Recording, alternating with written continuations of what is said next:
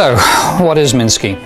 Well, it's a relative of the software packages that engineers have been using now for decades to build dynamic systems. And what they realized was you could use the flowchart to build a mathematical model of a physical system, which is great for physical systems, but it falls over when you try to model financial ones, and I'll show you why.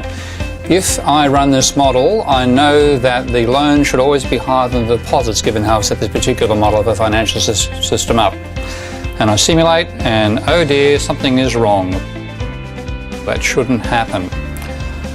So I take a look around, and after a lot of labour, I finally spot, aha, I've got a minus here and a minus there, and that is not right. There should be a plus there, so there should be a straight minus going straight through.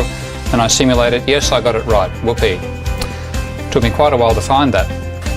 Now if I go across to Minsky with exactly the same model, and I'll forcibly make the same mistake by having the same sign in two different accounts. And Minsky tells me over here, because that should sum to 0. And I simulate it, makes the same mistake, but if I did make that mistake, it'd be easy to go back and say, aha, there's my problem row, let's change that, and rerun the model, problem solved. Now that simple feature means that I know that when I design a financial model with Minsky, if the Godly table shows 0 on all the rows, there are no logical flaws in the way it's designed versus trying to work it out in something like that. That's a simple model. Zowie! Early in my education, I was lucky enough to come across Hyman Minsky talking about what he called the financial instability hypothesis. Why capitalism is a very creative system, but it's also a system which can collapse into experiences like the Great Depression.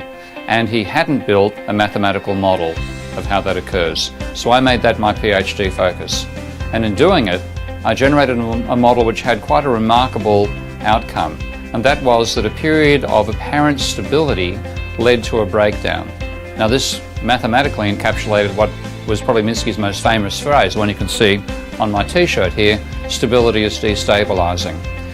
And when that paper was published in a non-mainstream journal called the Journal of Post-Keynesian Economics, I finished off with what I thought at the time was a rhetorical flourish. And I said that the chaotic dynamics explored in this paper should warn us against regarding a period of relative tranquility in a capitalist economy as anything other than the lull before the storm. Well, that lull occurred. We called it the Great Moderation, or rather the conventional economists called it the Great Moderation, and the crisis began in 2007, very much following the pattern that my model showed. Now, all the way through doing this, I have been dissatisfied with models which leave money, debts and banks out. Conventional economics does precisely that. So I've worked out a way of building monetary models of the economy.